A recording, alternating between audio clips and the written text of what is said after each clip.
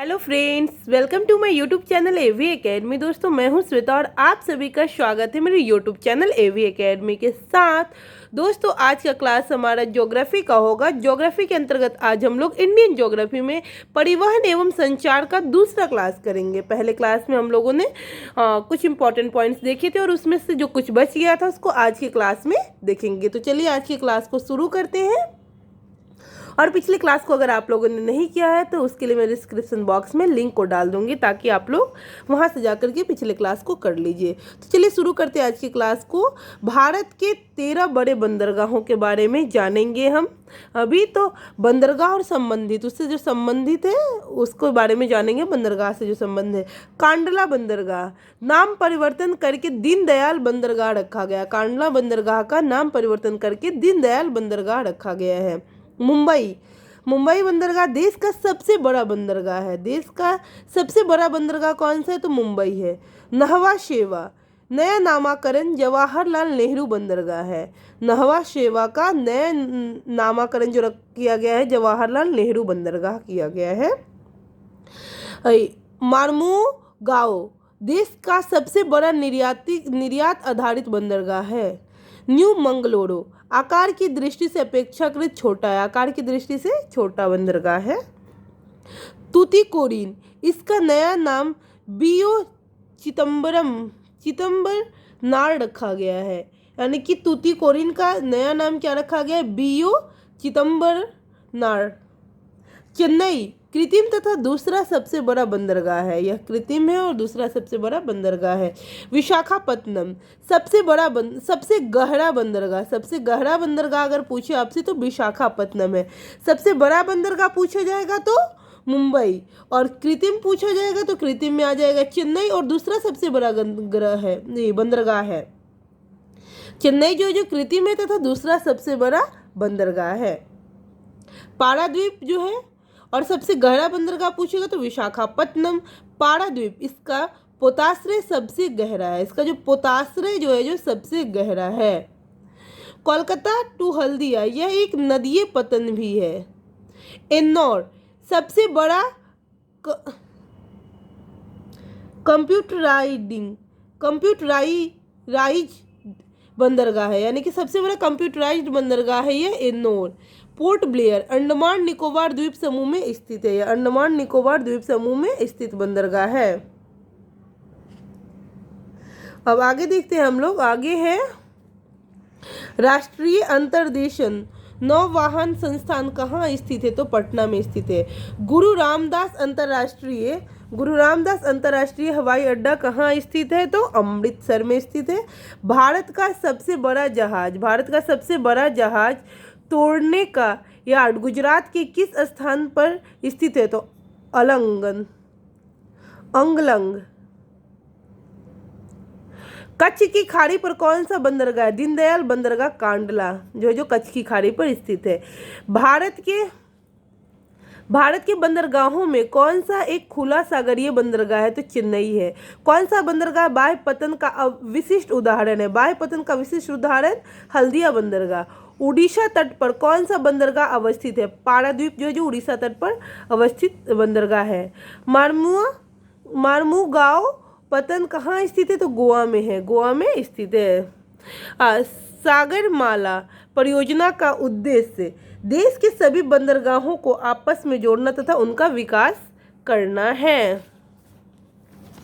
आगे देखते हैं हम लोग। एक मिनट ठीक कर ले इसको। हाँ, आगे देखते हैं हम लोग। भारत के राष्ट्रीय जलमार्ग को जानेंगे। तो राष्ट्रीय जलमार्ग संख्या, विस्तार, विशिष्टता और घोषणा।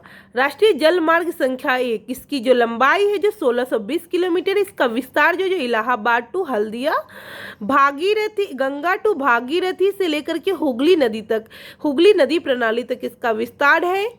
इसकी विशेषता को देखते हैं तो यह भारत के सर्वाधिक उपयोगी जल मार्गों में से एक है, जो यंत्रीकृत तक साधारण नौकाओं द्वारा पटना तथा हरिद्वार तक नौवाहन योग्य है। यह जलमार्ग विकासात्मक उद्देश्यों के लिए 3 भागों में विभाजित है। Haldia Farakka 560 kilometre, Farakka Patna 460 kilometre, Patna Allahabad 600 kilometre.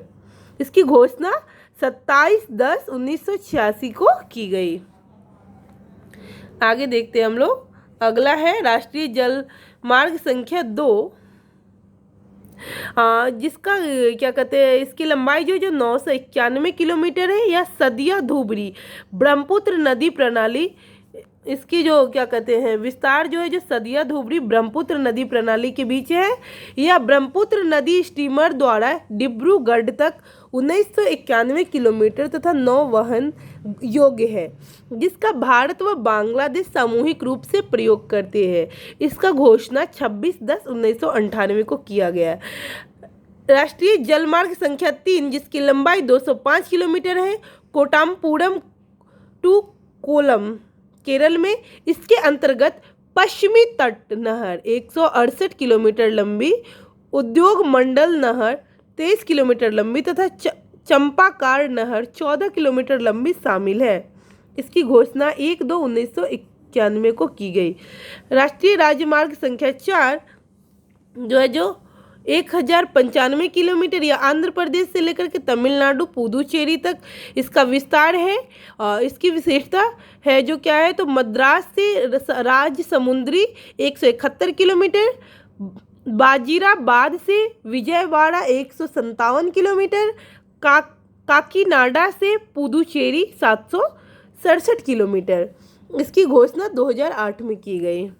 राजमार्ग संख्या 5, राष्ट्रीय जलमार्ग संख्या 5, इसकी लंबाई जो है, जो कितनी है, तो 623 किलोमीटर है। यह उड़ीसा तथा पश्चिम बंगाल में इसका विस्तार है। इसका जो विशिष्टता है, उड़ीसा में 532 किलोमीटर तथा पश्चिम बंगाल में 91 किलोमीटर इसका विशिष्टता है। और यह इसकी घोषणा 2008 में की गई है। तो राष्ट्रीय राजमार्ग संख्या 4 और राष्ट्रीय जलमार्ग संख्या 4 और 5 की घोषणा 2008 में की गई है। देश के प्रमुख अंतर्राष्ट्रीय हवाई अड्डा को जानते हैं। इंदिरा गांधी अंतर्राष्ट्रीय हवाई अड्डा दिल्ली, छत्रपति शिवाजी अंतर्राष्ट्रीय हवाई अड्डा मुंबई, नेताजी सुभाष चंद्र बोस अंतर्राष्ट्रीय हवाई अड्डा कोलकाता, बाबा साहब अंबेडकर अंतर्राष्ट्रीय हवाई अड्डा नागपुर,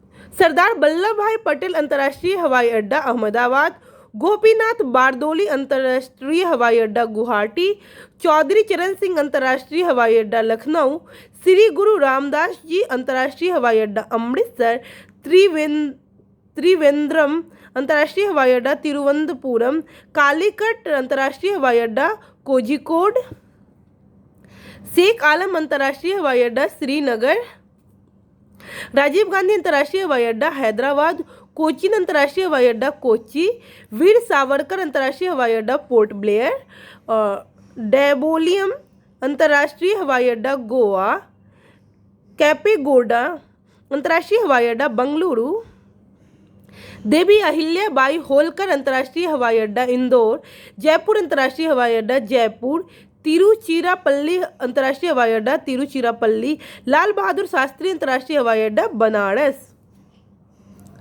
अब आगे देखते हैं हम लोग। मुंबई बंदरगाह के दबाव को कम करने के लिए किस पतन का निर्माण किया गया? नहवा शेवा जवाहरलाल नेहरू पोर्ट को शुरू किया गया। भारतीय डाक विभाग ने द्रुत डाक सेवा स्पीड पोस्ट सर्विस का कब प्रारंभ की थी? तो 1986 ईस्वी में। यानी कि स्पीड पोस्ट सर्विस कब शुरू किया गया था भारतीय डाक के द्वारा? तो 1986 ईस्वी में। सार्वजनिक कंपनी पब्लिक कंपनी के स्वामित्व वाला भारत का प्रथम विमानपत्तन कोचीन विमानपत्तन है।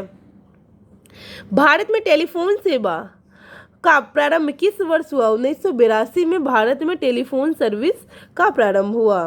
प्रमुख तेल पाइपलाइन, इसको जानेंगे। पाइपलाइन लंबाई किलोमीटर में। हजीरा विजयपुर जगदीशपुर, इसकी लंबाई 1750 किलोमीटर।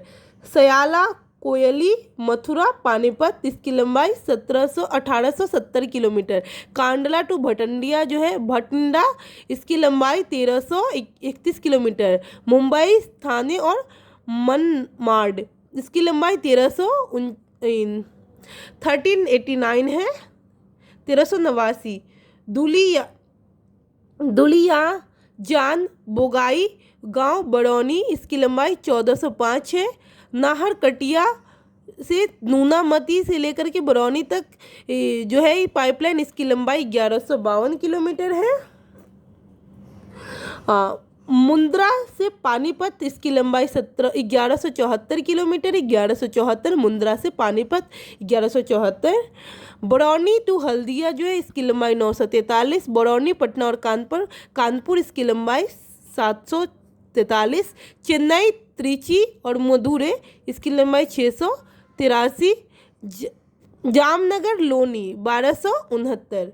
राष्ट्रीय जल मार्ग संख्या 1। नेशनल वाटरवे एक इलाहाबाद से हल्दिया तक विस्तृत है, इसकी लंबाई 1620 किलोमीटर। तो दोस्तों ध्यान रखिएगा, इंपॉर्टेंट पॉइंट है। और आज का लास्ट पॉइंट है राष्ट्रीय जल मार्ग संख्या 1, नेशनल वाटरवे हाईवे जो इलाहाबाद से हल्दिया तक इसका विस्तार है और इसकी लंबाई 1620 किलोमीटर है। तो दोस्तों मैं उम्मीद करती हूँ कि आज की क्लास से आप लोगों को बहुत कुछ सीखने को मिलेगा और आप लोग इससे बहुत कुछ सीखेंगे। तो दोस्तों मैं उम्मीद करती हूँ कि कहीं भी किसी भी प्रकार का आपको अगर परेशानी हो रही हो तो आप कमेंट सेक्शन में कमेंट कीजिए कि मैम मुझे यहाँ पे परेशानी हो रही है, मैं आपकी परेशानी को दूर करने की कोशिश करूँगी। तो मैं उम्मीद करती हूँ कि हमारा क्लास आप लोग को पसंद आया होगा। इसी तरीके के क्लास पाने के लिए हमारे यूट्यूब चैनल AV एकेडमी को सब्सक्राइब करें, लाइक करें एंड शेयर करें, ज़्यादा से ज़्यादा लोगों को शेयर करें ताकि इसका बेनिफिट और लोग भी ले सके। Thanks for watching my video.